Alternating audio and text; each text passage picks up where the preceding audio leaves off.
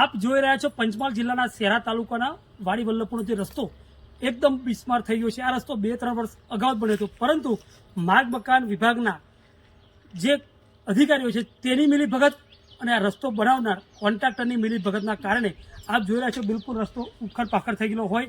આ રસ્તોમાં કોઈ બાઇક સવાર જો નીકળે તો બિલકુલ પડી જતા હોય। ઘણા લોકોનો આ રોડ રસ્તા તૂટી જવાના કારણે હાથ પગ પણ તૂટી ગયેલા હોય।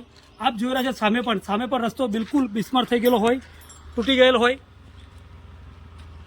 મારી સરકારને વિનંતી છે અને આ માર્ગ અને મકાન વિભાગના જે તે અધિકારીઓ છે તેમને પણ વિનંતી છે કે તમે ભ્રષ્ટાચાર કરો ના નથી, પરંતુ 20% કરો। તમે 80% પૂરી 100% ખાઈ જશો તો આ રોડ બનાવનાર કોન્ટ્રાક્ટર અને ભ્રષ્ટાચાર બંને અધિકારીઓને ભગવાન તમને ક્યારેય ના માફ નહીં કરે। આ જ રસ્તો સોજ સવાર અસંખ્ય ગાડીઓ નીકળતી હોય, બાઇક સવાર ખેતીનું જે કામ કરતા હોય એ લોકો અહીંયાથી નીકળતા હોય। આ રસ્તો તમે જાતે જોઈ રહ્યા છો, રસ્તો તૂટી ગયો હોય। 4 વ્હીલ તો ઠીક છે, પરંતુ બાઇક પણ નીકળી શકતી નથી। 1-1 ફૂટ જેટલા ખાડા 2 કિલોમીટરના અંતરમાં પડી ગયેલો હોય। નંબર 2, આ વધુમાં વધુ ભૂલ હોય તો પબ્લિકની જ છે। પબ્લિક નીકળે છે ખરી, હાથ પગ ફ્રેક્ચર થાય, બાઇકો તૂટી જાય, 4 વ્હીલનું જમ્પર તૂટી જાય, પરંતુ જોનારા વ્યક્તિઓ જોતા રહે, કશું આગળ કાર્યવાહી કરતા નથી। એટલા માટે મારી સરકારી તંત્રને વિનંતી છે અને ખાસ તો આ શહેરા તાલુકાની અને વાડી વલ્લભપુરની જનતાની મારી વિનંતી છે કે બોલશે એ જ વેચાશે।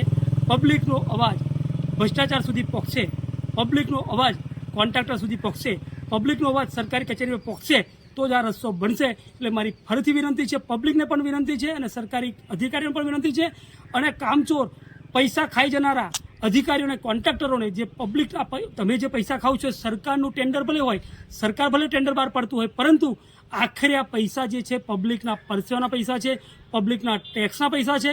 જેથી કરીને ફરીથી વિનંતી કરું છું કે આ રોડ જો 5 થી 10 દિવસની અંદર જો સમારકામ કરવામાં નહીં આવે તો હું આવનાર સમયમાં માર્ગ અને મકાન વિભાગની ઓફિસ પંચમહાલ જિલ્લા ખાતે જવાનો હોય।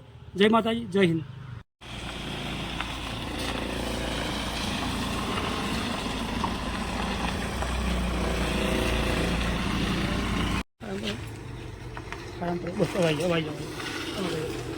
ચાલુ રાખ